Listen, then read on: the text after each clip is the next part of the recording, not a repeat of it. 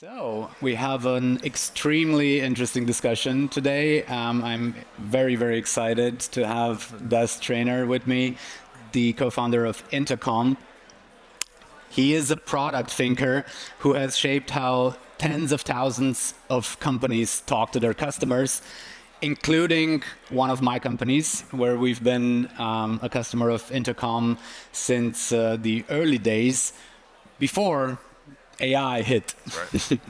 So, Des Traynor, I'm following him on LinkedIn. He's a voice in the community, and I think his message is boiling it down to building simple products for complex problems. I hope I did it justice. It's close enough. Yeah. So happy to have you. Yeah, excited to be here. Awesome. We also turned on the AC, guys. So for the ones who were in the room before, it was a bit boiling. My puffer jacket doesn't fit very well here.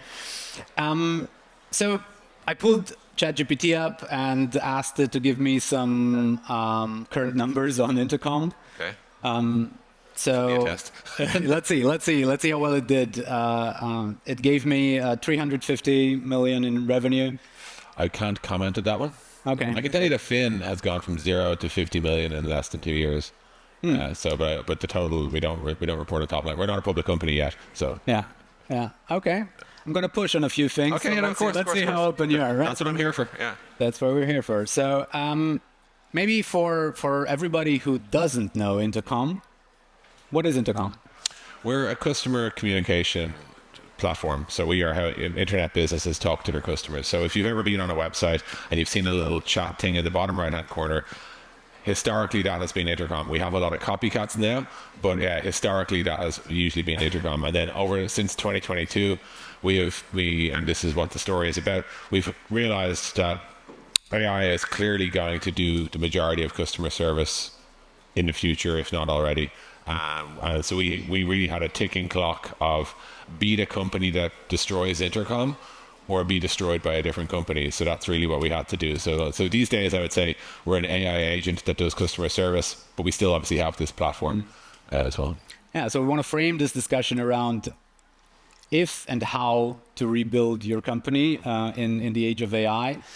And I'm curious just to know we have tons of questions, and just for you to know the agenda, we're going to open it up to you as well. We want to make it interactive as much as possible. But just by a show of hands, how many of you are founders? Mm-hmm. How many of you, irrespective of founders or not, are in software? Mm-hmm. My people. And you keep your hands. You're anticipating my next question. How many of you have already implemented AI as a solution, a product, agentic or not, in your company? Okay. So quite some experience. That's good to know.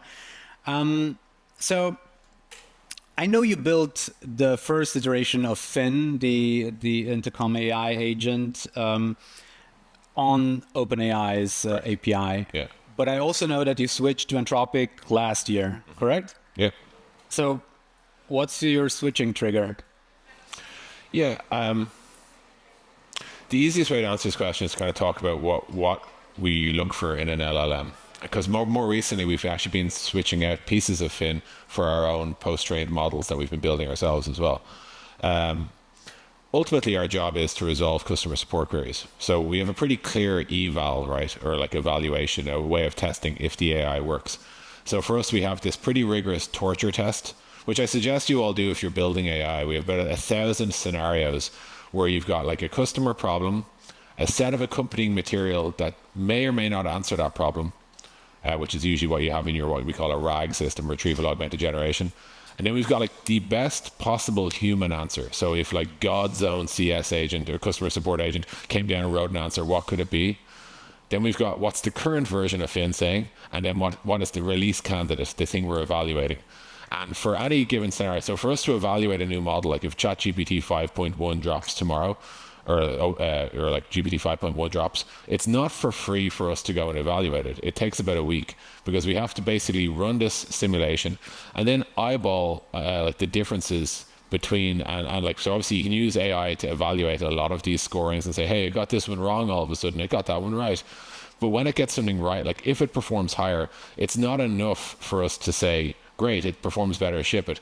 We have to understand why it performs better, because otherwise hallucinations can form a part of this. It could just be more aggressive and score higher. And so part of our torture test is about trying to understand.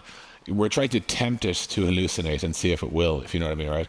So when we switched from OpenAI to Anthropic, it was entirely because the architectural choices that we had made and kind of hot swapping different versions of different models. At the time when we made the decision, Anthropic's Claude Sonnet 4 or something outperformed I think it was GPT-4. So that's why we swapped, and like it's just a very numerical decision. Separate to that, Anthropic have been wonderful partners to us, really, really good.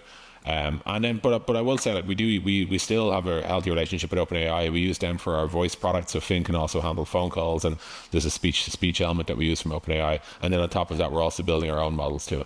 Ah, okay. Talk more about that. Sure. So the best way to think about any sort of complicated AI system, as in like sufficiently mature and well designed, is like if on one end of a spectrum you have a thin wrapper, which is, hey, we just shell all this out to ChatGPT and see what comes back, right? Those products are all going to die and fail, and they'll all be gone in about 2 years. The other end of the spectrum is like we have a really complicated, multifaceted AI architecture that does customer service.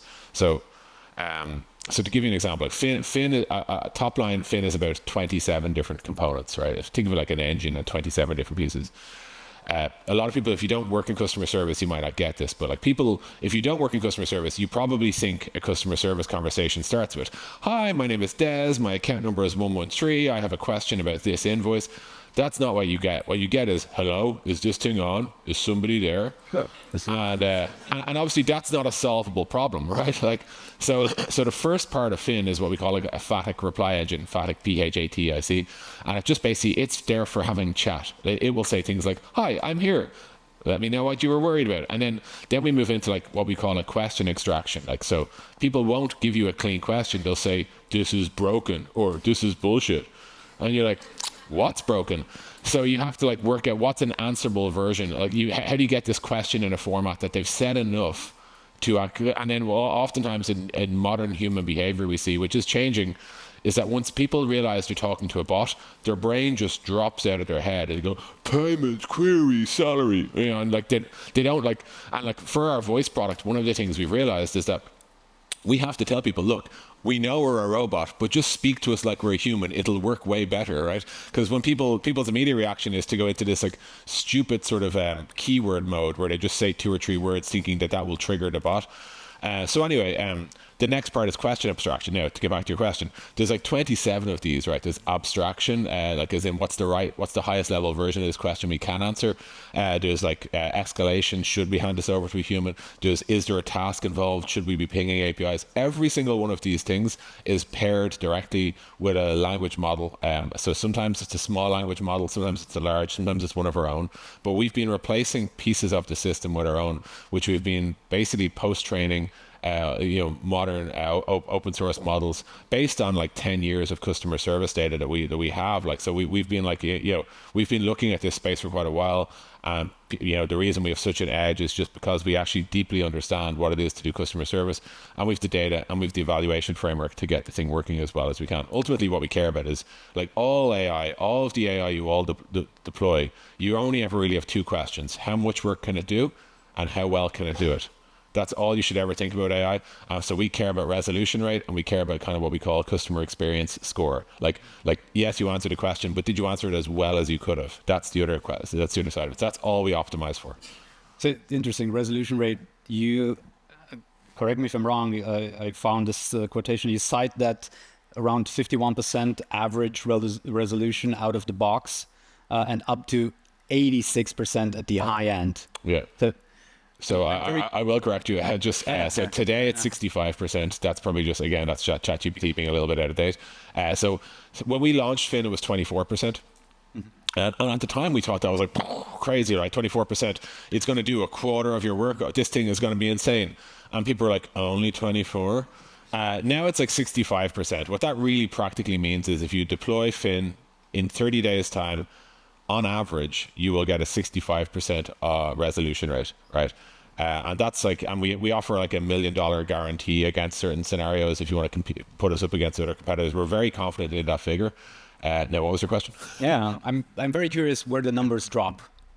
Like, as in like by vertical or channel or. Well, as in, why isn't it 100? Yeah, exactly. Okay, yeah. So like, there's a few different reasons. The biggest one is usually Fin can't resolve things that require a lot of work on the back end unless you've given us access to all of your back end servers too. So we have this product, we have what we call Fin complex queries, where we will go and like use your APIs and we'll look up your order number and see where it is in transit and give you the reply. But like to do that requires a larger investment on the customer side. So within the 30-day horizon, which is where the 65% comes from, people haven't gone to configure all the APIs or connect an MCP server or anything else you might do. If you do that, it will go higher and higher and higher. There are then, you still don't get to 100 though, you might hit 90. There's questions that have literally never happened before is another category of things. There's questions, a lot of our customers will say like, hey, I want Fin to do everything except for like if a customer is canceling or if a customer is threatening or whatever, right? They'll be like, no, always escalate that. So we just obey those rules. But like in that regard, we don't, Fin, we only charge when we do the job complete to resolution. So if a customer says, hey, I never want you touching cancellations or like personal concern or if customer is sensitive anything, if they say that, we say fine, we help them get a rule that says, right, never touch this stuff, and then that will ding us on our resolution rate, but that's okay. I mean, we dove directly into the product and tech stack and so forth. I think maybe to take a step back, and this is obviously intentional. I mean, at TED, we're always talking about the big ideas. You'll see talks tomorrow, right? But it's very interesting to me to have somebody like you who comes from the battlefield, from the application space, right? Applied AI. And so what, maybe if you take a step back, why do you think that the value will accrue in the application layer? I think what we're seeing at the moment is like the pre-training and in general the models are starting to like I don't want to say commoditized, that's probably too dramatic, but there's like the differences between them are getting quite nuanced, and for a lot of applications I don't think it'll matter these differences. So if you take, say, customer service for example, like I don't think we need more intelligence. Like we already have like mathematical Olympiad level intelligence. That's better than most customer support reps, right? And I say that with love and respect for customer support reps, but they're not going to go and win any like scholarships in like international mathematics tournaments, right? So I think like to some degree, there's how much intelligence do you actually need to build a really valuable application is one challenge. And the other challenge is they are starting to like equate, and like it's not just Anthropic and OpenAI. Like there are like, the open source models like Gwen or like, maybe not Llama right now, but maybe Llama in the future. Like they're going to catch up, DeepSeek, etc. Like I think people are going to realize like the value in this stack will move around for sure. For a while, it was definitely who had the best model. I think the models are all starting to equate. So now it's going to be at the application layer, which is good news for software companies, generally speaking, because it means you're going to compete on your older muscles. You'll compete on your ability to deploy AI, but you'll also compete on like UI and understanding of your customer and all of that type of thing. Mm-hmm. But if that's the case, then like why make the decision of build your own models? Because it's an edge. I also think like there's a possibility that we'll see so for starters they outperform, and then that matters from a point of view of resolution rate. So it's as in like specialization specific to customer service, or rather to customer communication is a better way of thinking about it. It seems to matter numerically. Like we see significant, we've outperformed everything we're replacing. We're not because we only replace if it's better. We don't replace if it's equal.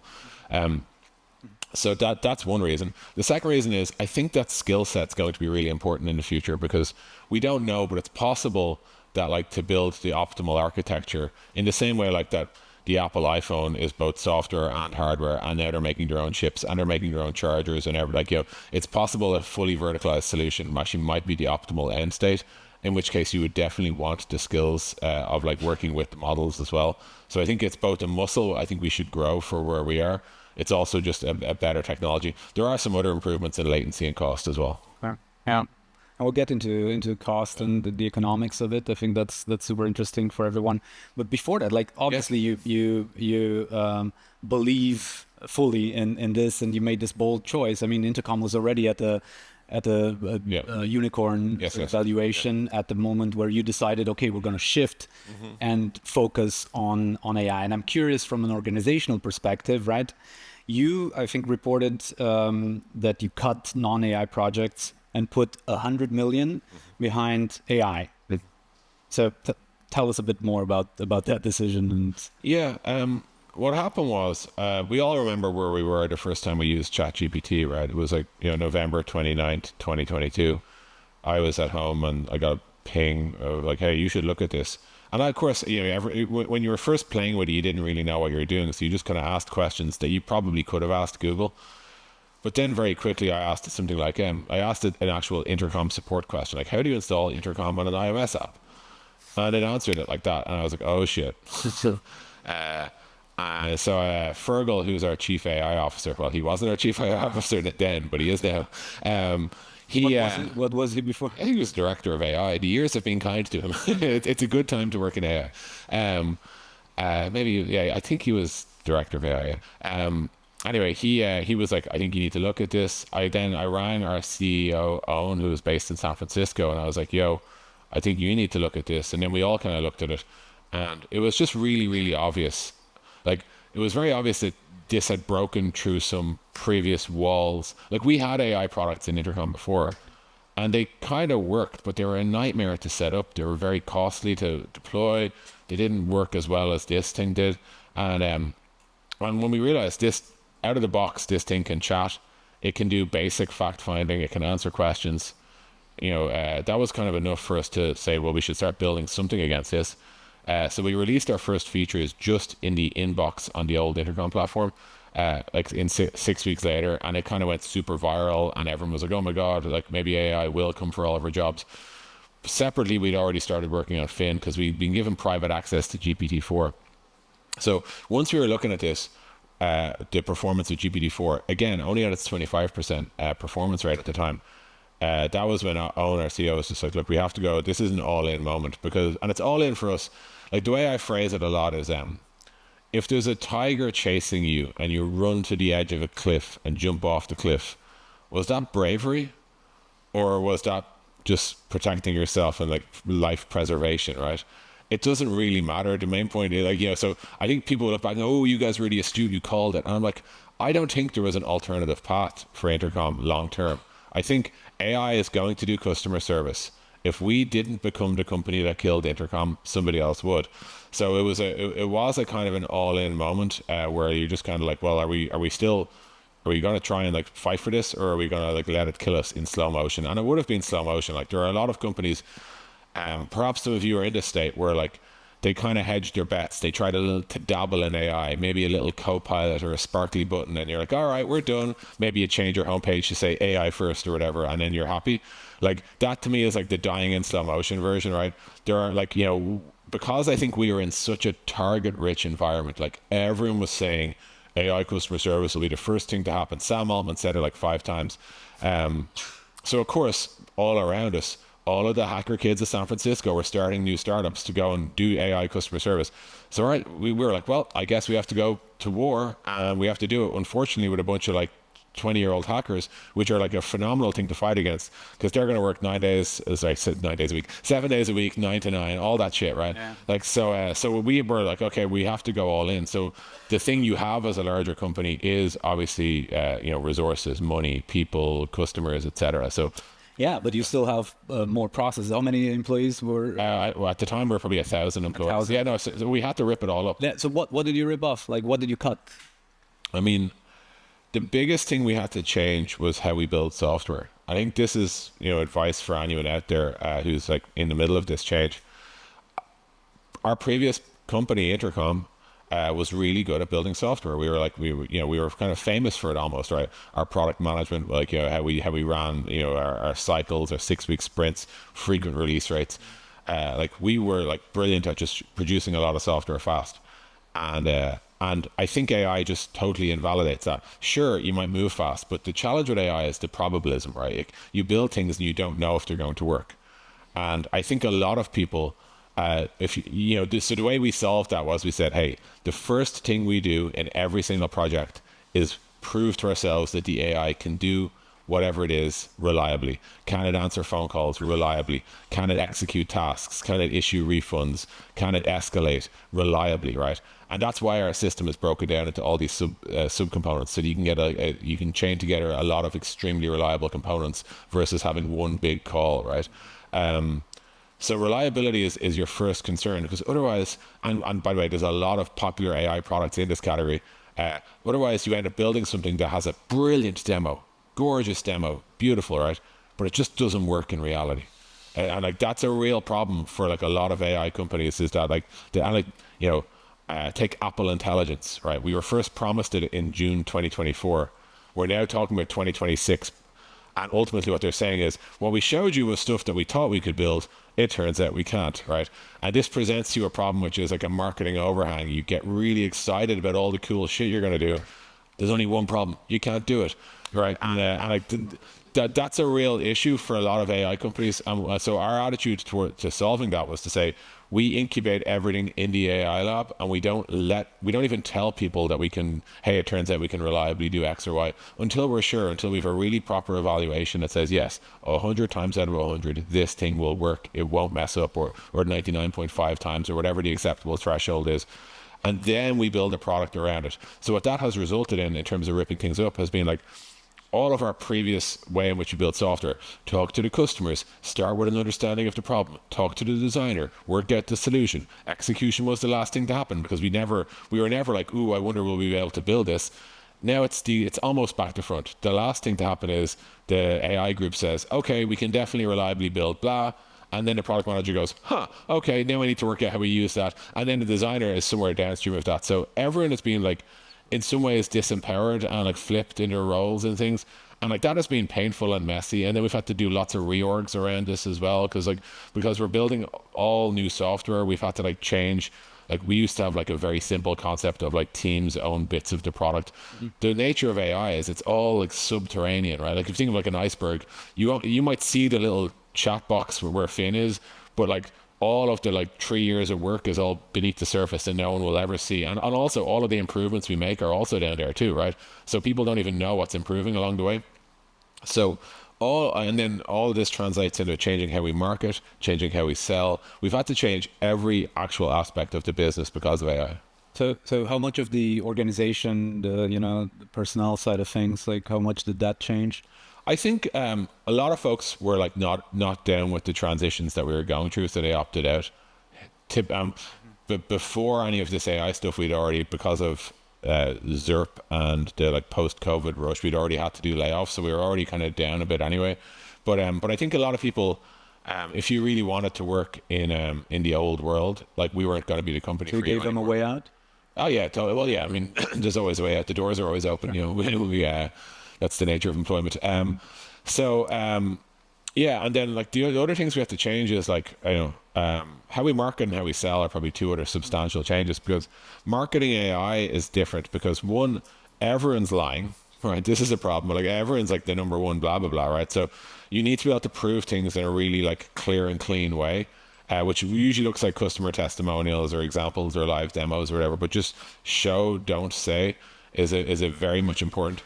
And then the sales process is slightly similar in that it's like our old sales team was probably wired for a world of, we have more features than they do, right? Like, that was basically the sales pitch, right?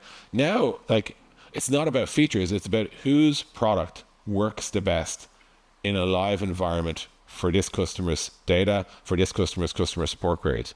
So it's, we compete, we prefer to compete. If they say, oh, we're looking at you and we're looking at Sierra or whatever, we're like, cool, fine, no problem. Give us a scenario, give us a set of customer sort of scenarios that you would like us to evaluate, and give us the knowledge that you want us to work off, and we'll just play that game, right? And as long as it's a good evaluation, and a good evaluation means ask hard questions, right? If you ask, any chatbot on earth, how do I reset my password? They're all going to score that. It's like giving me and Einstein like an arithmetic test, and it turns out we're both geniuses, right?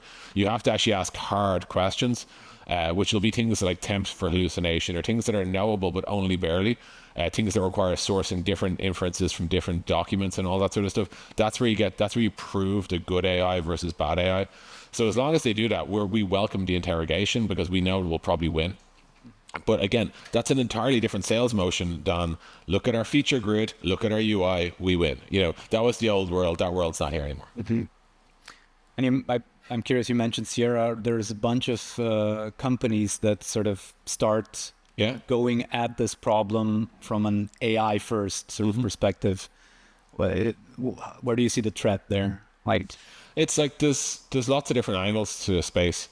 So Sierra, for example, to my understanding, they tackle like very, very, very large customers, and they do a kind of a more consulting-ware approach, which is they partner and they build stuff bespoke to you, and then I believe like you're kind of on the hook with them for the rest of time, right? Like, as in it's, effectively they've built something custom to you that if you want to tweak it, you talk to them, and that's how that works. So it's like, it's sort of closer to maybe a Palantir or like a McKinsey style engagement versus like we're going to buy a product or whatever. So that might appeal to like the Fortune 100 or some version of that. For us, like, we're selling you a product that is battle tested across 6,000 customers and hundreds of millions of conversations, etc. So it's more out of the box good. You can buy it off us and it works today. And like we obviously we will help you train it and tune it if you wish. Then like more of a PLG motion. That's like it doesn't have to be PLG, but yes, I mean I'd say it's more of a like this is your product that you can use, as opposed to like call us anytime you want to change anything. Right. So then of course you got like verticalization. So some people are trying to do AI customer support for like e-commerce or fintech or whatever. So that's a different way the market's getting chopped up. And then we just have the old school competitors like Zendesk are still around, and then like Ada and Forethought and all those. So there's like the market's kind of quite dispersed, but like in that there's people at different points, people at different verticals, people at different delivery models. So like there's kind of like, I could say we're surrounded by threats, but I could also say genuinely that we're the only people with like a customer support platform and an AI agent that you can actually buy and that works out of the box. We are like, there's like genuinely no one else like that right now.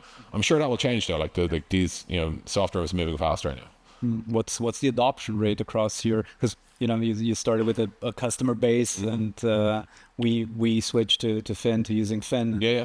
As a result of that, my company involved me. We hire less. Yes, of course. So the first level support is done around 60 to 70% by Fin. Yeah. So I'm curious what the adoption rate is across all your old customer base. Yeah, so our old customer base didn't only use us for customer service; they use us for like in-app marketing and stuff like that as well. But I think we've got like maybe way over 6,000 Fin customers. Our business, our actual logo count for core Intercom is probably like 25, 30,000.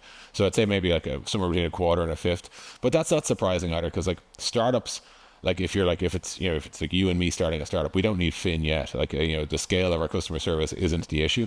So like it kind of the value kicks in at a certain point. So which you know how it works. And if we started, like, we should do support actually and not give it. Absolutely, yeah. We should talk to our customers. We should talk to our customers. Yeah, exactly. Yeah. Right. So you market it as a per resolution pricing, and this is very interesting. Like, I want to go into this foray into this topic of pricing and the economics behind it. I'm sure it's a very interesting topic, like how profitable can this be, and also I'm very interested about the way you thought about pricing this, because it's a bit of a it's tied to a success metric, if you will. Yeah, I mean, the challenge we had, and you're all going to face this if you release an AI version of your own product, is that it's cannibalistic to your existing business. So when we were looking at selling Fin, we're like, well, if this thing works, people aren't going to buy seats off us anymore. Row, like, what's the plan from here? So we had to kind of work out what is a way to price that will be good news when our current customers hand back all their seats. And also it has to be a way in which our customers like appreciate the value or whatever. So that was why we settled on resolution pricing. So we charge when we know that we've done the job, and we don't charge otherwise. And then what we looked at was like, hey, an average customer service rep sitting in a seat for like 20 days per month, might handle maybe like, let's just say they handle like, 8 queries a day. That's, 40, 200 a month, right? We're currently earning, say, $70 for the seat that they're sitting in. If they hand back that seat, which would be good for them because they don't have to pay the 70 nor the salary, because Fin's going to do all the work now. What price works out, right? And we know at the time when we were making the decision, Fin's resolution rate was probably more like 30 or 35%.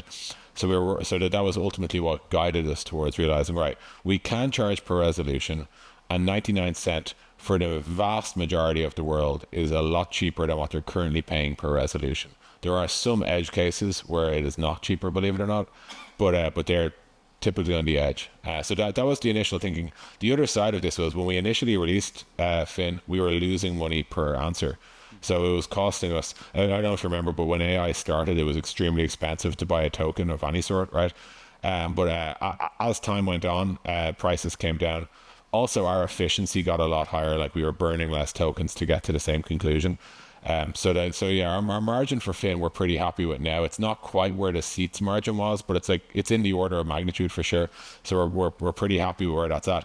But it's taken a lot of work to get there. And what's interesting is when you're a bigger company, you have to worry about these things. But when we talk to our competitors, light sort of cocktail chats, they don't give a shit about margin. Like that's like the least of their concern, and it's an example of the incumbent disadvantage, because we are obligated to think about like, are we making money or not? Because we had been for quite a while, whereas they're just like, no, we'll just raise more money and burn it. Who cares, right? Like, and it's just that's one of the ways in which you're at a bit of a disadvantage. So you have to, it's a cost of being early, or being the first, and Yeah. And how do you think about your dependency within this topic on the model providers? We feel good about where we are right now, and we suspect that the models will actually get cheaper, genuinely, just because of the competition we spoke about earlier. So I think the trending, all signs point towards positive here. It's also true that like the cheaper AI gets, like you do tend to buy more of it, because there are features. To give you an example, one feature we released was called Analyze, where we will go back and analyze every single conversation your customers have had with you in entire history. We'll categorize them, cluster them, show you where they occur in a customer life cycle, show you the frequency, the trends. It's extremely expensive. Like, we could not afford to build that feature 2 years ago. It would have bankrupted the company. Truly, it would have cost us like tens of millions a month to build that feature. But now it's doable. So so as a result, often our CFO, Dan, is like, hey, I see prices are falling down, so our margin's going to get good. And I'm like, you'd think that, but no. Because basically, as things get cheaper, you tend to buy more. So because you can do more. More products are possible to build today than were 2 years ago. Okay. And when you think about broadly, I mean, also for the audience here, people are active in different spaces, having their own AI, applied AI deployed already.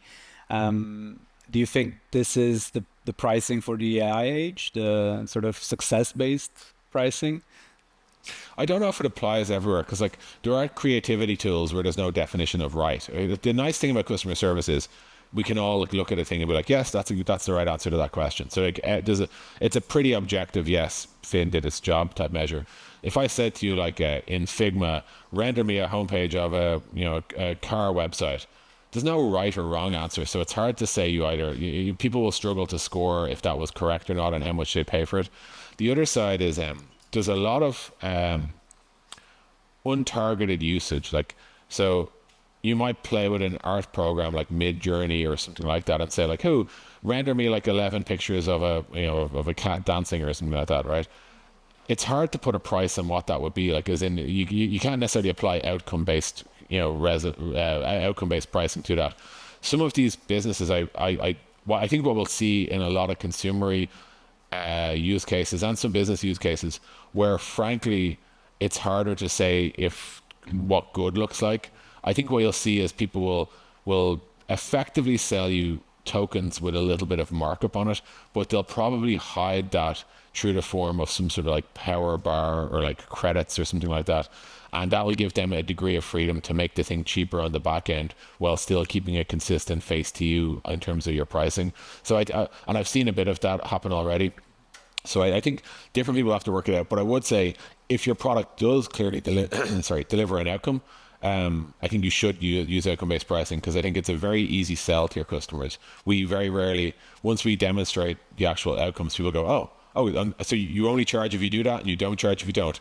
And we're like, yeah. And even the times when we don't charge, we might have done a lot of work and still not charged. So we might have like clarified the issue, escalated it, handed it off, but still not charged because we didn't resolve it. So people are like kind of like, it's kind of win-win. So if you can find that model, do. But that like doing that is predicated on the idea that your product is good. By that I mean, there's no like if our resolution rate was 1%, we would be dead basically, right? Like, you know, for a lot of reasons, but it would be very unprofitable to run Fin. Fair. Good. So I want to talk a bit about, you know, privacy governance. I know sort of post-August this year, GPAI obligations kicked in, transparency expectations tightened further over the next 2 years. How do you deal with that? Like, you deal with a lot of sensitive data as well. What guardrails do you have in place? How do you think about governance, privacy? So we obviously strip out all the what we call PII, personal identifiable information. I think that's personal. We are like SOC 2 compliant, HIPAA compliant, all that. So all the obvious boring answers, I should say. Let's just assume I've said them. Where are we going from here? I think like when it comes to privacy, like, I mean, you know, we have like, you know, obviously one advantage of using our own models is that we are trending towards a world where your data doesn't have to leave the building at all. But with all of our LLM providers, we have like 0-day retention. So like basically OpenAI, nor Anthropic will actually store the data at all. It'll be pinged in and out, having already been stripped of all PII. So it's a pretty safe and so I'm not worried about these near-term regulations.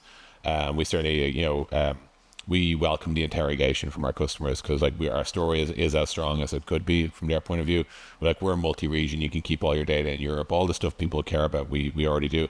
But I do, like, more generally, I do worry about like EU regulation and where it might bring us. In that, like, I think AI is the future of software. I don't think that's a controversial statement, and I think for like my entire career and probably most of your entire careers, you've all been attending or invited to, how can we get our own Silicon Valley in Europe, right? Or some version of that event, right? And like, I'm sure Vienna is at its own, we're going to make Vienna the Silicon Valley of Europe. Lord knows Dublin, we do it all the time, right? Like, everyone is obsessed with this idea. And at the same time, in a different part of Europe, we're working out ways where it's going to be extremely hard to do that. And I do worry that we will like over-regulate AI in a way that leads us pretty crippled to compete, whatever about California, with like, let's just say China or anywhere else, where they just basically don't care what PDFs we upload to servers and celebrate ourselves for, right? And I do genuinely worry that in like 15 years time, we'll be asking, why did Europe like not win the AI war, or why do we have no credible AI companies? I think the answer is happening around us right now, where we're genuinely more obsessed with making sure that nothing will ever go wrong than we are obsessed about making sure that something goes right. I'll push back on that though, because right. That's what we're here for. That's what we're here for. So where do you stand on that? Because the push for digital humanism, a human first, a human centric sort of worldview, is what lies at the basis of this talks around regulation. The way it's applied, I concur. We're on the same side. Do you see room for regulation, and if so, where and how much? Yeah, there's a good news story that could happen here, right? I think there's definitely going to be needs for regulation. I think that's going to become true, I think, across the world. And as a result, if we can get good at regulation, and good to me means fast, accurate, and precise, and clear, like, and I'll come back to that if we want, or why do I say that? Then I actually think we actually have a warmer, beefier regulation muscle than most of the world. For reasons, right? Like, as in, whether good or bad reasons are irrelevant for this point. And like, to give you one example of where this goes right, it's not an AI, well, it's partially an AI example. There's a company in Dublin called Mana, which is AI-powered delivery drones. They will drop a pizza in your back garden, right? You tap a few things, do delivery or Just Eat. It also works, I think, in Helsinki and a few other places. But that's an example of regulation gone right. Everyone believes that stuff needs to be regulated, right? No one thinks these drones should be crashing into each other all over the place, right? So everyone believes that should happen, and it does happen, and it happens here in the EU because we're good at regulating, and we were able to offer fast, clear, direct regulations, and as a result, like Europe is, is today, in my opinion, quite ahead of Silicon Valley. You can't do the things in California that you can do in Ireland or in Helsinki or like it's soon to be many other European places, right? So that's how regulation should work as a force multiplier. It should actually enable things that are really valuable, but also we all agree definitely needs a bit of safeguarding, right? So I think if where do we need regulation in AI? I think there'll be stuff around at what age should children be exposed to AI and what should the nature of that exposure be. I think that's going to become obvious as time goes by. I think that there'll be probably reasonable questions of legal data storage, like who owns what, where, when, and how should, like if I say something to an AI, does it now own all that property or not? I think there'll genuinely be proper, meaningful discussions to be had about what the nature of knowledge ownership is. Patents and all that sort of stuff will probably have to be reimagined in this world. And I think all of that is probably to come. There are probably other areas, maybe I'm hesitant to be one of these people who just waves hands and says, oh, we shouldn't go near medicine. I actually don't know if that's true. I think most of the world does not have access to a doctor that is as good as ChatGPT, and it's a very limousine liberal opinion to say it offends me that some poor child might get access to the wrong AI. I'm like, they don't have access to anything, but start there, right? They have nothing, and you're defending them from a potential wrong answer, and you're guaranteeing them no answer. So I think we have to be careful how wide we cast these opinions. And then but anyway, so I'll say but there might be areas where we should be very careful about, in that. I think these things should be scoped. They shouldn't be broad. They should be precise, and they should be fast. They shouldn't leave countries or companies in years worth of entanglement, not knowing if they're going to survive or not. That's a lot of what happens. And then I also think they need to offer clarity to non-European companies too. So it's a real problem, to my mind, it's a real problem that, say, AirPods, the most recent release of AirPods 3 by Apple, they're one interesting release of late. It has this live in-ear translation thing, right? It would be really useful in Europe. We happen to be a land-connected place where we all speak different languages. They're not going to be able to release in Europe because there's not enough clarity about whether or not they can. And that's bad, in my opinion. And when these Facebook sunglasses, the Meta Ray-Bans, when they released in California, everyone gets to walk around and be like, hey, what building is this? Hey, what wine should I buy? It was a year and a half before we got access to that. Where we work with just core AI models, GPT-4 drops, GPT-5 drops, whatever.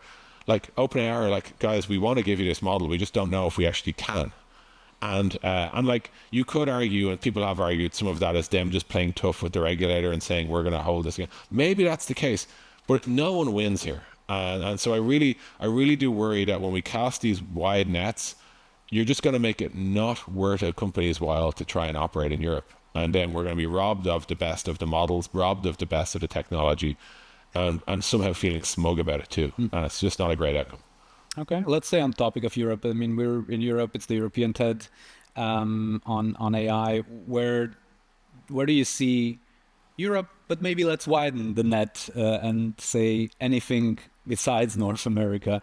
Where do you see that we could get an edge when it comes to new technologies and AI specifically? I think we've loads of edges. We've loads of examples.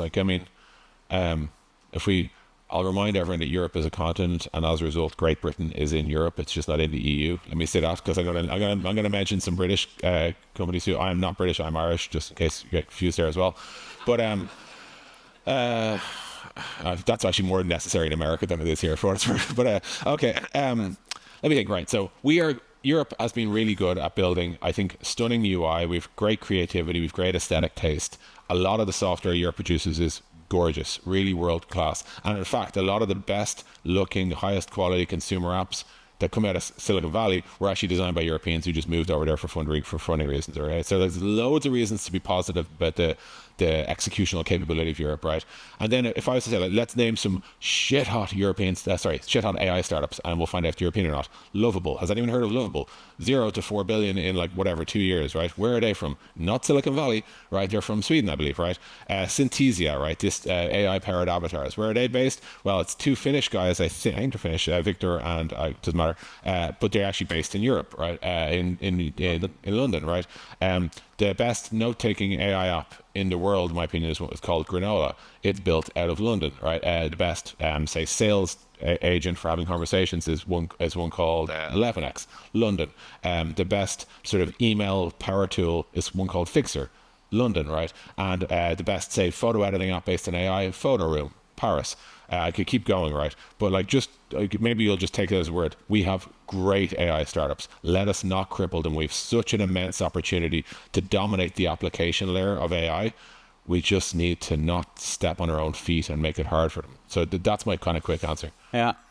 I mean, I agree. And Victor actually was speaking at the first edition of TED last year. Victor from Synthesia. But I will push back on this because these startups are here. Synthesia, for example, now is thinking of going public and maybe floating on the market. Yeah. In public interviews, he's trashing the London Stock Exchange. So access to liquidity is what pushes talent away. So it kind of depends on what you want, right? Like, I think this is a very common question that goes up in Europe, right? Like, I get asked all the time back home, like, hey, Des, did Intercom have to go to California? And I would say, like, probably because there's more venture capital in California than there is in Europe, and certainly there's more of a risk appetite for spending at speculative valuations than there is in Europe. So our venture capital scene is still weak. It's getting a lot better, but it's still weak relative to California, as is everywhere in the world, for what's worth. But like, I would also say, like, hey, Intercom, and take Stripe as another example, another Irish startup you've probably heard of. Like, we are like large employers in Dublin. Like, the majority of Intercom's product is built in Dublin and to some degree London. So all of our employees are there. We pay all our taxes there, blah, blah, blah. So like, the question often turns into, like, what is it we actually care about, right? Do you care where we are? Like, would you rather that, like, the company IPO'd here in Vienna but employed 10,000 people in California, or would you prefer the inverse? I don't really know, but people often stress about these topics and they forget, like, what it is we're actually trying to do here. Are we trying to both, grow a great software? Well, I'll take Vienna as an example. Are we trying to grow a great software scene here with lots of brilliant companies being built? And if some of them are so successful, they IPO on the NASDAQ, that's okay to me. Like,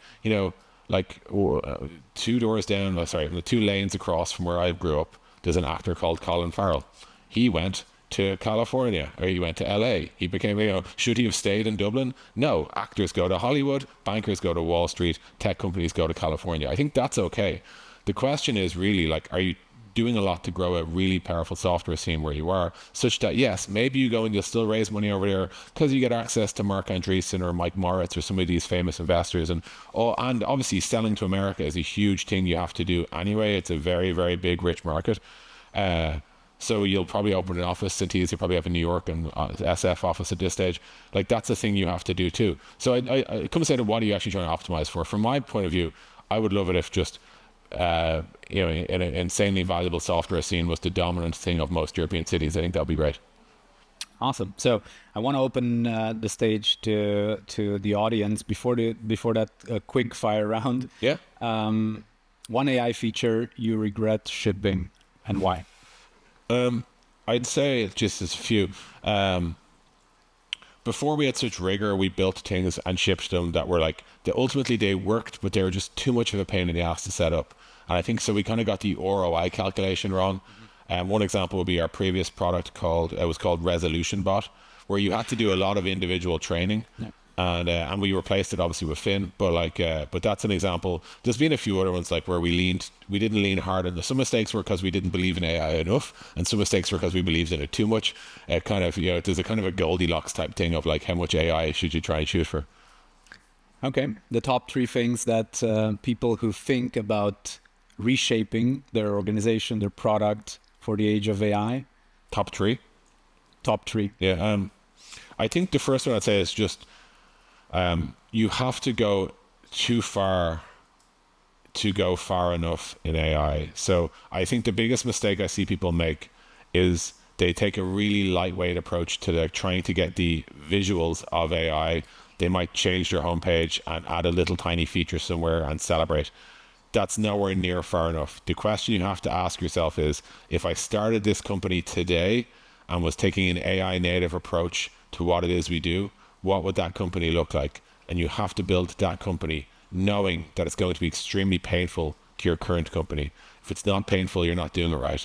And so that's the first thing, and that's probably the biggest thing. Second thing I'd say is change all your tooling.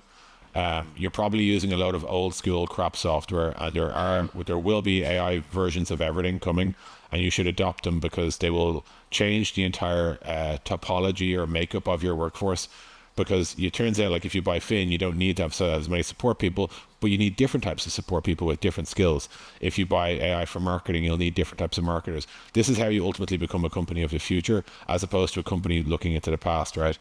And then I don't know if I have a third one, I guess, is just individually, all of you, I suspect you're all leaders or business owners.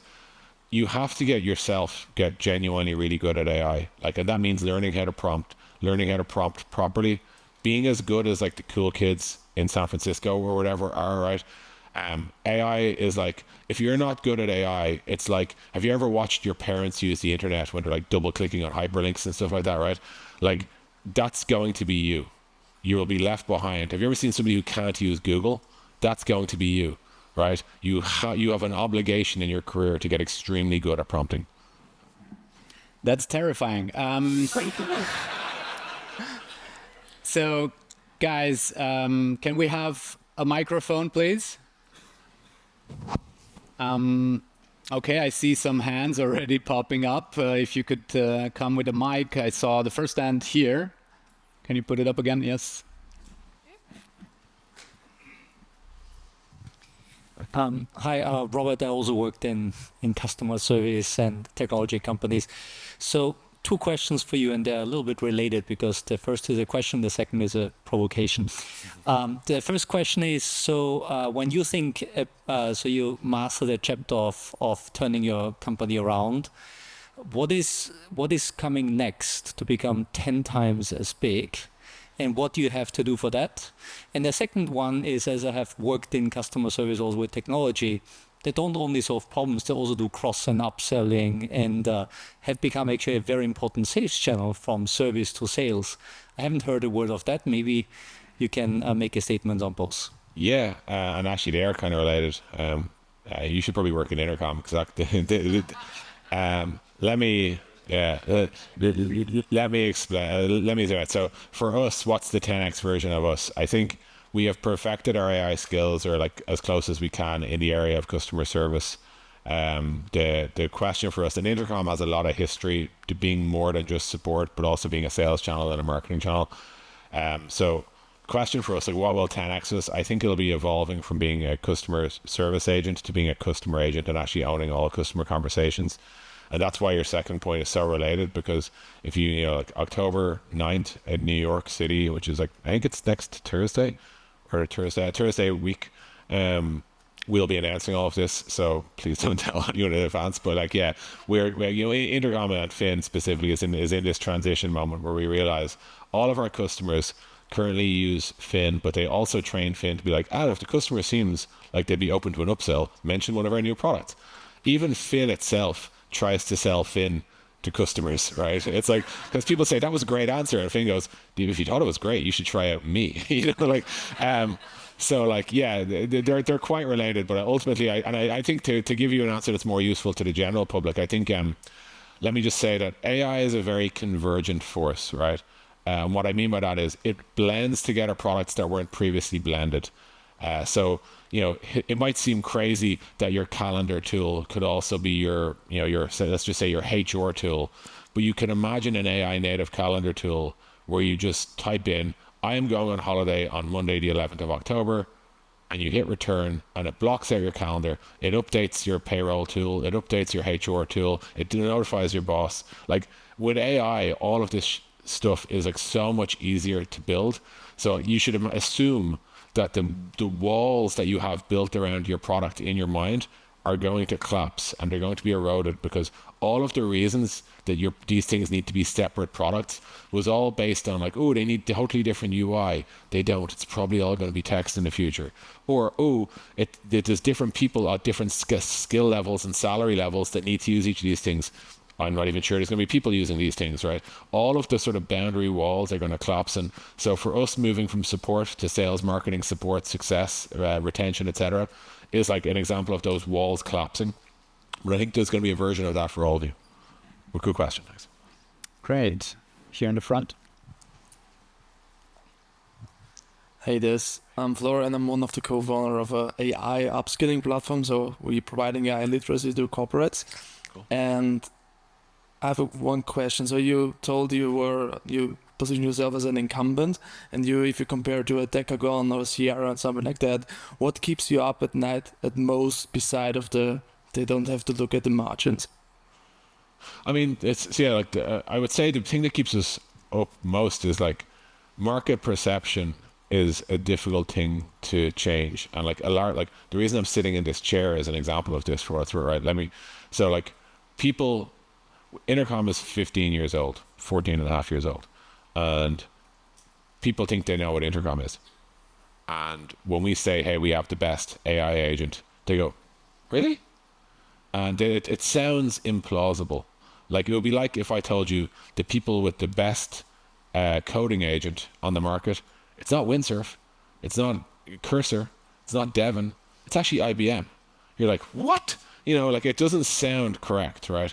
So we struggle with on one hand, the Intercom logo, the brand, the business, the hundreds of millions of dollars. On one hand, it's a massive asset, but on the other hand, it does let new entrants say, oh, they're old, right? And they're never going to get AI or whatever. And we're rallying against that by having AI events where we talk in detail about our model training work. We publish this whole AI research blog. It's at like Fin.ai/research, where we talk about all the stuff that we're working, all the hard, meaty problems we're solving to make Fin as good as it can be. But I think the number one thing is a lot of specifically I think in America as well, a lot of the sort of behavior is just so, well, Intercom hasn't raised a round recently, so they're probably old, and Decagon or Sierra just raised a big round, so they're probably new, and we should just go with the new thing, right? And this obsession with the new and the shiny is something that we need to overcome all the time. And until we do, I think we're always going to be like fighting with one hand behind our back. Trent. Hi, thank you. You are an AI-first company. You embrace the non-determinism. You said about it, there are like 27 components. And then how do you approach non-determinism during development, let's say on the internal side, not the sales and everything, but just the development side? Do you have like best practices or non-doings that you follow, being you need to use AI outside, but how do you use it inside to write your code or to like test it? So we use AI heavily internally from an engineering perspective. Our CTO, Dara, released a memo maybe 2 months ago. It was titled just 2x. It's on our Fin blog. You can find it. But we basically said that we committed to doubling the productivity of the R&D org using AI before February 1st of 2026. We've set a lot of like pretty hard rules on people. We've changed our performance criteria to just make it very concrete that we very really expect every engineer to be adopting and basically delivering more value with AI. And we measure that, all measurement of engineers. If there's any engineers here, you're going to hate this, right? But just whatever. We're saying we count productivity as the amount of times you shipped meaningful changes to production, and those changes have to execute regularly. So you have to have updated something real that actually really matters. And the reason we chose that is because, yes, you could cheat that metric, but if you did, you would have to deliberately try to cheat that metric. It wouldn't happen accidentally, in which case you probably just shouldn't work here. So that's one example. Another example is we told all of our designers that they have to learn to code using AI. So we're no longer accepting any small, like, ooh, this thing is 5 pixels off, or that button should go over here, not there. Our engineers don't touch any of that anymore. We're basically saying designers need to have like, at this point, learned how to code. We gave them August 1st as a deadline to have shipped stuff to production. Product managers for things like onboarding guides, text, and all that. So we've adopted AI pretty heavily from a point of view of increasing our own product momentum. And then within the AI group, I think they were already pretty heavily AI-ified, if you know what I mean. But one of the challenges we have there is when we started Fin, there was no good AI infrastructural products around because the area didn't exist yet. So we ended up having to build our own RAG, build our own like just say evaluation frameworks, all that. Today, if we started, we just buy all these ones that are off the shelf. But at this point, we've had to go and build it all ourselves. So yeah.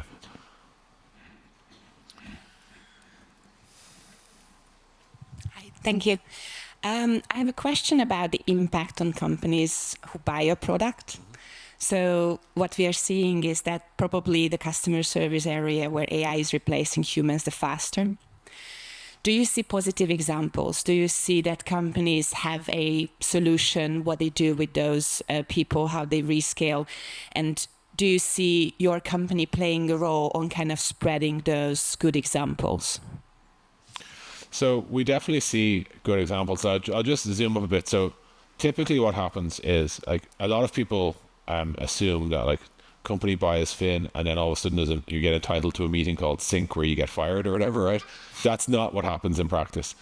Customer service is typically a frontline job, which means everyone is looking to graduate out of it or quit out of it within about 12 to 14 months. The average lifespan of a frontline CS rep is about 16 months total, which means they're like interviewing at 13 months, whatever. So oftentimes what actually happens is businesses adopt Fin and perhaps stop growing the team. And the team very quickly right sizes through its own attrition. Now what's interesting is what happens to the people who choose not to leave, right? And what we see is extreme specialization. And I actually think this is a really positive trend that we're going to see. These people, the folks who say I want to work in CS and I embrace this new AI world, what they often are doing is they're learning how to prompt, they're learning how to architect conversations, they're learning how to become a sort of like an AI operator. Like they're the people who are in charge of deploying Fin to solve certain areas and certain tasks and escalation rules and guidance and all that. So they actually become, it's a new type of a job, which is I own the intelligence. I translate business strategy into customer experience strategy via the translation layer of AI, right? And that's a very high order job. So what that usually means is they get paid more, so generally speaking, the manager tends to get a lot more important because they're now owning the entire conversational strategy of the company. The other stuff we see is 65% still is 100%. So what the topics that get remaining, like what we see is people, in some cases, they reshore support. So they might cancel a BPO contract where they've outsourced the support and they might say, hey, I can actually afford to hire like 20 people here in Vienna now because I don't need 200 in the Philippines or something like that. And what that looks like is 20 high-paying principal support consultant type jobs, which is a smaller number, but it's a better job, frankly. That's another thing that happens. And then I just think more generally, I would say, just to the first gentleman's question about this idea of Fin becoming more broad and becoming like support, sales, marketing, all that sort of stuff. I think we're going to see this idea of a generalist renaissance, where I think people who are just really good at AI, who can apply AI to lots of different problem domains, will have a significant just opportunities in the employment market. Being really good at AI and being able to procure AI tools and deliver value with them is a skill most of you need in your company, right? Who's good at buying AI to get business impact.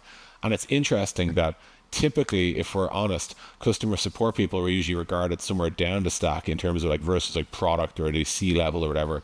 But actually, the people who are going to have in most companies now who have the first hands-on experience of what it means to truly automate a function and deliver bottom line impact, they're going to be in the CS org. So there's a real opportunity for them to think of themselves not as being boxed in to this little CS world, but actually think of themselves as a general operations person who's brilliant at AI.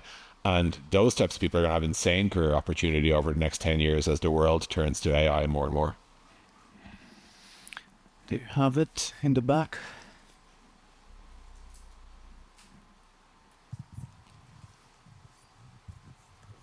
Hello, thank you for presenting. My question goes more to your second point that you made about getting rid of all the old systems in the company that maybe don't work as well as the AI system. But in practice, I found that this could be incredibly difficult because it's harder to convince people to get rid of something that they've been using for years and so it's very difficult to convince someone to get rid of Microsoft Excel, for example, that they've been using. So how do you come to accomplish that? And also, when you are implementing AI in a company, how do you convince them to get rid of the old system when the person that implemented the old system might still be working there? So you are at odds with that person. So how do you manage to do this? Thank you. Sure, good question. So I wouldn't start with Excel. That's probably one of the more deeply rooted ones. There's a few different ways that we see work, right? So even with Fin, we often go into companies where they have Salesforce Service Cloud. No one likes it, but they have it, right? And the question is, what do we do about that? Oftentimes we say, hey, you know what?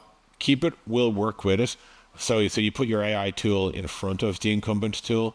So you say, hey, well, Fin will do as much as it can, and for everything else, we'll just hand over to Service Cloud.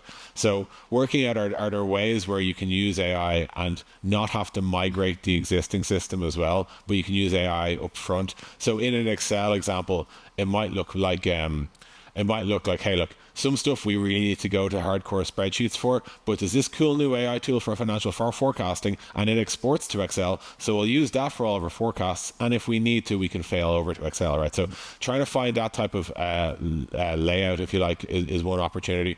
Another one is like, depending on the business, different businesses expand in different ways.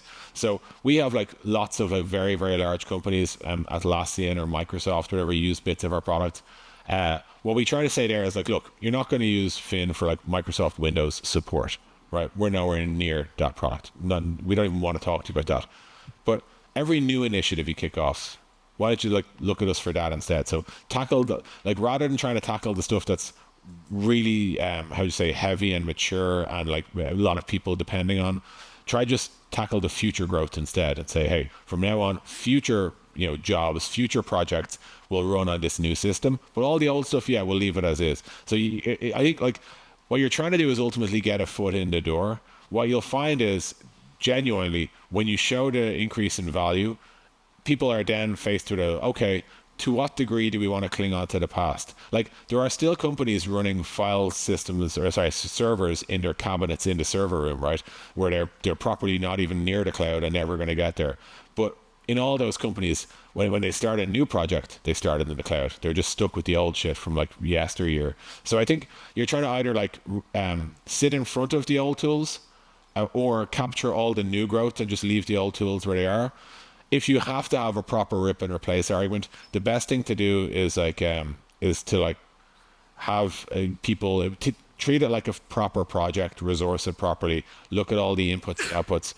For what it's worth, just one mistake people make when they're trying to do a proper rip and replace is they recreate all the old limitations in the new world. When in practice, if you took a proper AI approach, you'd realize this only works that way because that's how the system worked. It's not, no one ever designed this. And I think you might rob yourself the opportunity to properly imagine it from first principles. So I think just be careful that you don't recreate the new, like an example of this would be like some businesses say, hey, we're going to go buy a marketing bot and a sales bot and a success bot and a support bot. And we're going to have all this like bot handover. And I'm like, all that bullshit people hate, was only ever existed because of the old world. It doesn't have to exist anymore. So I would say, so either sit in front of it, capture the new growth. If you have to rip and replace, make sure you reimagine along the way. That's my best answer to you. Way in the back.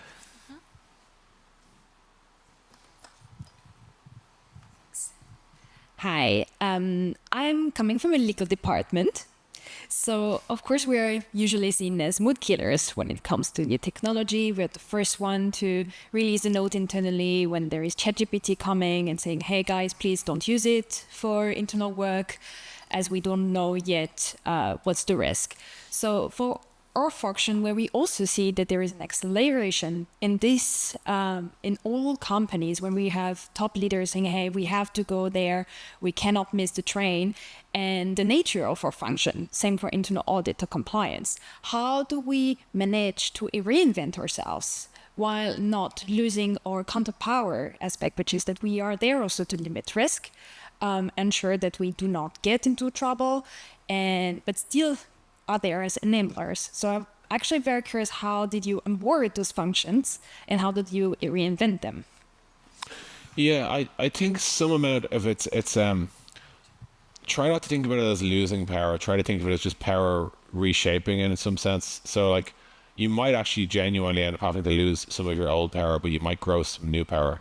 Like maybe procurement becomes your new specialty, and maybe to do that you hand back something around data privacy. Or I don't know the examples, but I think the biggest thing for legal functions in this era is you need to be enablers of a speedy transition to an AI first world.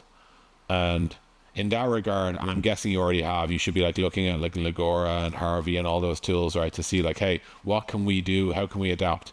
I think what's going to happen is like most CEOs, especially public company ones, will be under increasing pressure to like represent and reimagine their company as an AI forward one. And rather than being the department that produces the long list of reasons that we shouldn't do this or we should be worried about it, I think you need to work out, like, there are lots of ways this can go wrong. How can we make it go right? And I think if you see yourself and present yourself as an accelerant of change as opposed to an inhibitor, that's optically, that's the most important thing. But I think being willing to like so for example, within our how we build software, our research and development teams, we very really had to watch like product managers who we used to say were the most important role in the company lose perhaps 60-70% of their importance. And as I said earlier, like some of them were like, that's not for me, and they went and they took a very important role at some other company that in my opinion will eventually have to make the same decision or die. But I think the future facing people will take an attitude of like, this is happening, I will survive it, and I will make whatever trades need to be made. But like, ultimately, no one believes we won't need law in the future, right? So like, there's some baseline preservation here. It's just a case of what does the function look like inside a company, and what is the optimal way to deploy it, and then be an enabler of that. So like the example I see a lot is customer service leaders who the CEO has said, we're buying Fin. The customer service leader says, oh, what if it goes wrong? Here's an example of a chatbot that once sold a car for $1 or something like that, right? And they have they'll often produce like a long list of like what if, what about, extra concerns, potentially problematic outcomes. And the CEO might be persuaded for a month, for 2 months, for 3 months. At some point, the pressure is just like, you know what? Forget the concerns, we're doing it. So I think what happens often is like, that can be the end of life for the support leader in that case. As in they're saying, hey, I don't need you, I need an AI forward support leader. So I think the job is to transition to being an AI forward leader in your category. And ultimately, if you do that successfully, every company will want you, because loads of people are gonna won't be that type of leader. So they're gonna be like, let's go and hire her. She managed to drag every legal department she's touched into the future. That's exactly what we need. So I guess really what I'm saying is like, take the pain, but see the opportunity. It's a wild world. We're all kind of just throwing ourselves into it and seeing where it comes out. There was a question there as well. So, Hello.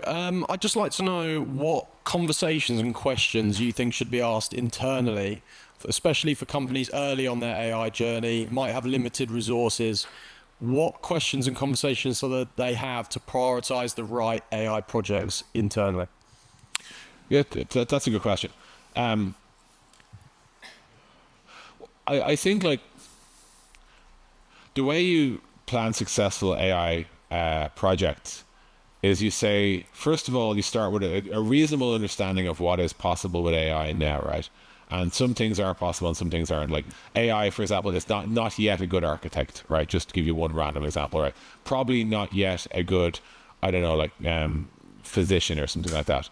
But it's definitely a decent enough customer support rep. It's definitely a decent enough engineer, etc. So start within the realm of, hey, what areas has AI demonstrated that it can provably impact? And then you look around your company and you say, like, what's our top line goal here? Are we trying to grow faster? Is this an efficiency play? Like, are we trying to optimize our company value in the near term, long term, whatever? But what you're trying to establish is like, where does the business want most impact? So let's say the business wants most impact through a little bit of cost reduction and a little bit of growth. You say, okay, cool. What are the projects that we think, where are we spending that we could not be spending? Where are we not seeing growth that we could be seeing growth? And based on that, you then do a kind of a surveying of what tools are available, and then who has the most credible examples of like customer testimonials. And then ultimately you go and you engage and you deploy. But I would say try 1 or 2 at a time. Don't try 10 at a time. Oftentimes you see companies where like they adopt like Perplexity and Glean and Gemini and I don't know 4 other things all at the same time. And like ultimately no one gets the impact because everyone's paying the cost. So I think like I would say pick a battle, fight it, win it, move on to the next, and then once you've kind of got the playbook, you can then try and parallelize more. But I would start with like what has AI shown itself that it can definitely do, and what are the opportunities within your business? Like maybe customer support isn't a concern, but like engineering is. Well, then I'd go all in on engineering, or vice versa. So I would just I tackle it from that point of view. Where's the most high certainty path to ROI basically? Good. I saw a question here. Are you still? No, you're good. You could hear one and then one more, and we're done. Thank you. I work in the service industry. My employer is a fund and finances a lot of organizations that take care of elderly people, people with disabilities, homeless people, and so on and so forth. Yeah. So the background of employees, most of them have some kind of social affinity, let's put it that way. When we think about customer service, we get a lot of calls from elderly people or of their affiliates. So I would argue to a certain extent the speed and progress that my employer can make in, maybe not even AIing the company and the processes, but even automating them and digitizing them, yeah. But finally coming to sort of AI customer service. One of the bottlenecks, let's put it that way, is our customers and their questions. So I'm wondering, do you have a take on that? To which extent you could recommend an employer like mine to introduce automated or co-piloted AI services, customer services? I don't know if I would. Like, I think you can be an AI company, but it sounds like the majority of your like product, if you will, is actually delivered in human capital. It's like it's actual genuine person-to-person care, and that would be like our product is delivered in the form of code, right? Like, and it'd be like you wouldn't suggest that we move away from code. I wouldn't suggest that you move away from like human care, like So I don't know if that's the angle of attack I would take. I would probably say like, where can AI deliver value that you couldn't afford to spend humans? Like maybe you can extend maybe faster triage, or maybe it's like maybe there's a new service tier that you can provide to people who just want to ring and find out how their whatever his parent is doing or whatever. So maybe there's types of use cases that you can offer because of AI that you literally couldn't have afforded to offer before, which is like new growth. But I think if your primary product is, we deliver humans who care deeply and look after your loved ones, or something like that, if I'm understanding your use case correctly, I wouldn't change that, because like that's your primary product. But I would still like look to say, where can we use AI to either offer new things or to just increase the efficiency or make it a better experience for people who engage with us. Perfect. We have time for one final question here in the front. Hi. I work for a company called Cassava. We're in the process of building Africa's first AI factory. And one of the problems that most companies in tech in our industry face is the fact that governments are so far behind when it comes to creating policies for AI. And I guess my question is, how do you pace your innovation when even because Europe and North American governments as well, they are trying to, come up with their policies now, but they're still so far behind in understanding how far AI can go. So how are you able to pace your innovation in line with when they come up with new regulations? it's a really hard question, and ultimately it's one of the core inefficiencies of government. And as such, a lot of these AI companies I find will have the right idea but just the wrong time frame. Like, as in, they were ready but the market wasn't. If you can find non-government customers, that'd be my first. Honestly, that'd be the first area I'd go. Aside from that, like, I think you're into, unfortunately, the area of, like, government relations, as in you should hire people who can go and inspire and government officials to speed up or to write you into the regulation in some way, shape or form, to write the use cases that you're unlocking. But it's not going to be easy. This is a very, very like, governments don't move at startup speed for right or for wrong reasons. I think that might be too fast for them, but I think they definitely move too slow for this era that we're in.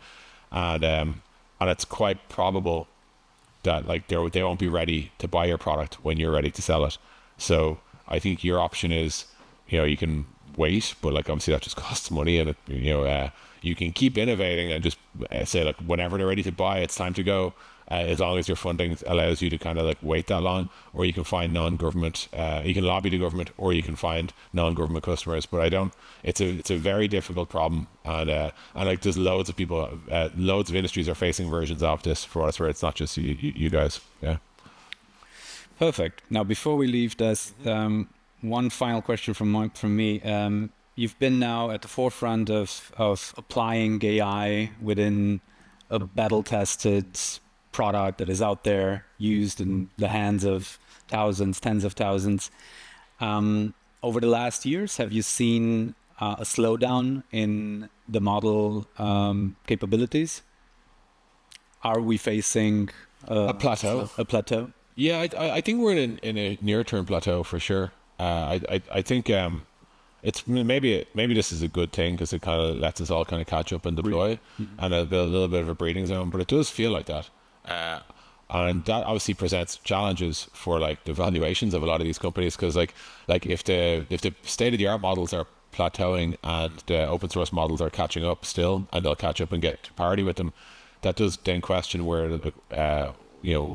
what's the pricing power of these models, etc. So, like, there'll be an interesting shakeout to happen here, I think. But yeah, I think that's a real thing. But I will come back to the earlier point I said, like, don't let that be an excuse for anything. Like, you probably, like, we have, like, mathematical Olympiad level intelligence here. We can probably do most of the things you're trying to do.